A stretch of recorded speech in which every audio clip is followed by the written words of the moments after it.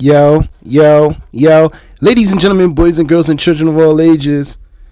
It's your boy Doogie Franchise. That's DOOGIFRANCHISE. It's serene and place to be. And you know what hour, you know what minute, you know what second it is, because it's that time. It's show-off season. Now, I'm not going to drag this out. I'm alone. I got no guests. I'm in a hidden area. But let's keep it real. I dropped the ball with this podcast early. I didn't do the best job promoting it, chopping up episodes, or scheduling content consistently.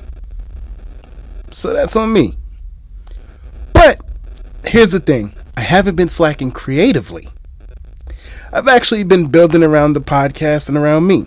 That includes content, systems, and ways to make what I do more intentional. Sorry, a little woofing cough. YouTube, yes, that is still in play. I still have a YouTube. And I uploaded the interview that I did with Jazz a while back. If you haven't seen it yet, go check that out. It's one of those conversations that stays with you. Jazz is such a cool guest. And just in case, here's some highlights from the interview, some of my favorite parts. Really consider myself an actor, especially not a singer. But because I did tap dancing, that led me into theater. Similarly, for the longest time, I would never have called myself a songwriter, especially a lyricist. I thought I sucked with words for the longest time.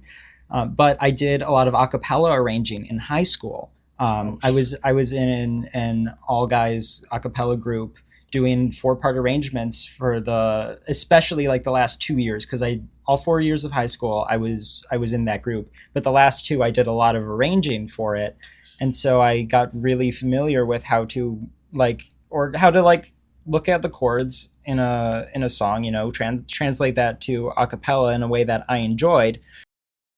For your work. Yeah. Number one is definitely Ben Folds. Okay. I always have been a huge Ben Folds fan. You've said that? Yes, said that. On many occasions. I've seen you say that, and I've seen you flip out when Ben Folds is here. Yeah, so Ben Folds came to the show that we're working right now, and I wasn't here. It was one of the few nights I was off, and I was so saddened for like days. I'd like be grumbling in the office saying, Ben Folds isn't here. I miss Ben Folds. Damn. I feel like different influences pop out in different songs for sure. Like I have a song called Out of Towner, which is the most Ben Foldsy song I've written. Okay. Being around Jonathan Larson's music recently has really like amped up the Jonathan Larson influence as of late. This earlier because again I've been thinking about my jazz influence a lot. When beginner jazz musicians play a wrong note, they let it throw them off track. They go, "Oh, I fucked up," and they stop and sometimes they get mad at themselves. I've done that. I've in my early years practicing, and I get frustrated. I would make a noise, and my dad would be like, "Hey, don't do that. You're throwing yourself off even more." But the really good jazz players will take that wrong note and make it right, and they'll either like hammer it over and over and like chorally contextualize it so it makes sense, okay. Or they'll play a different kind of scale that makes it make sense. So I guess the broad lesson from that is that tiny failures are often opportunities for greater future success. Oh, shit. Yeah. I respect that. I like it. Okay. So, I had to sit with this question. What else can I bring to y'all? I wasn't sure. And then it hit me. Everything. I want to take you behind the curtain. See, I'm diving into voiceover work, so I want to show that. So why not document my process? And maybe fun little project ideas. I want to share the warm-ups, the fails, the progress. Turn the grind into content. Some stuff will be, redubbing and some stuff will probably be just original reads. Same goes for my second Instagram page. Yes, there is going to be a second Instagram page, and no, it's not a Showoff season. It's where I've been mixing more creative shares and experimental ideas. So it's like product shots or like just little creative video projects just to share as like a portfolio. And all my crazy ideas. Oh, and plus I launched a print-on-demand shop. So yes, I do have a t-shirt shop. And I'm recording ads and designing content templates for that too, because I gotta promote my print on demand. I want to I want to make some bread. I want to sell these shirts. I want to make cool shit, but more importantly, I want it to feel good, satisfying, and fulfilling. It's not just about putting things out. It's about building with intention. I don't want to just, some people just say, oh, you don't create content and just put it out there. I want intention behind it. I want, if I do it, there's like a purpose, or it's something where they can say, oh, okay, this is where we at. This is where we at.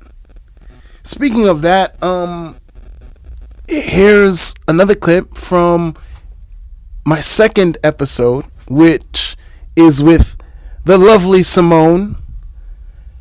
Follow her, Simone So. She's where we talk about, her projects and what's coming on. Here's some clips of that. Kind of judge Black art and entertainment on like a pass-fail basis. They'll be like, oh, this is trash, or it's good. And I think that's kind of minimizing to art. Like as a filmmaker, you know how much goes into writing, casting, acting, editing, how much money and time.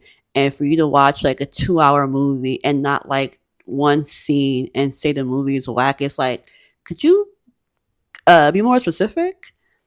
And I feel like when you watch reaction videos online and stuff, I think that you get a little bit more meaning in some non-Black projects. You get people being a little bit more nuanced about what they do and don't like. And with a lot of Black art, I think that we come into a space where we are really concerned about the morality of the characters.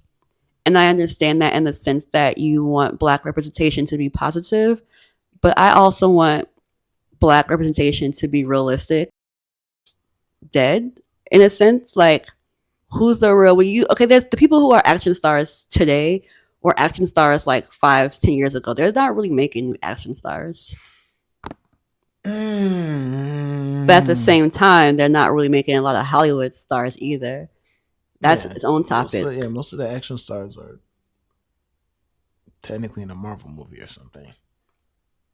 Actually, because stars are gone. We look at like people like Tom Cruise, Will Smith. They can still make movies. You hear their name, you're gonna go see that. That doesn't exist anymore. Like IP has a brand. Like if you see Chris Evans announced for IP? like the property, like people go to see a movie because of the brand, the franchise.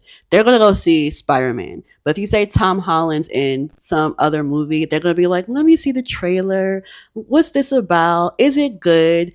That's not how it was. Before you say Will Smith, you say Tom Cruise, you say Sandra Bullock, it's like, I'm just gonna go because it's them. That's Hollywood stars, and they don't really have that anymore. Last thing that I wrote and directed was Underbid, a Spades movie. Can you tell us a little bit about what it was about, just to Underbid is and where they can find it? Sorry.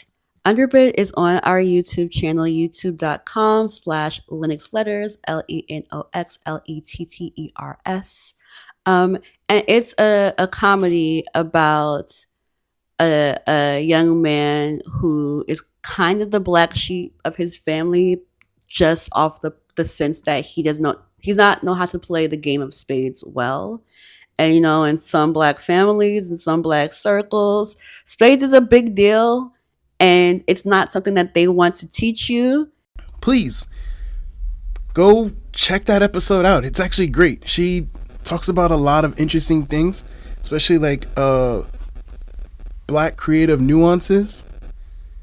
And I'm really hoping, especially when she hears this, that she is getting ready to start them essays, because I will be tuning in. As she also kind of put boots to ass on me promoting. I'm also open to collaborations, but I'm also about just doing the work and sharing the process. Like, I love collaborating, so I love, especially musically, like, I like filming music projects, like creatively, like Tiny Desk, you know? So I want to, especially between YouTube and just talking to people, that's what I want. That's what I'll be showing y'all more of moving forward. I want this to be good, you know? Oh, and before I forget, I finally set up a link tree. Yeah, I got a link tree, you know? So now you've got one link that connects you to everything: podcasts, YouTube, the merch, voiceover samples, creative work, you name it, it's in the link tree. Oh, and yes, it's in the bio. So wherever you listen to this, it's in the description. It will be in every description. Also, if you tell my IG, it's in the bio. Now, this is me picking the ball back up. So let's get into it, because it's show-off season. Oh, this is also the end. So goodbye and good night.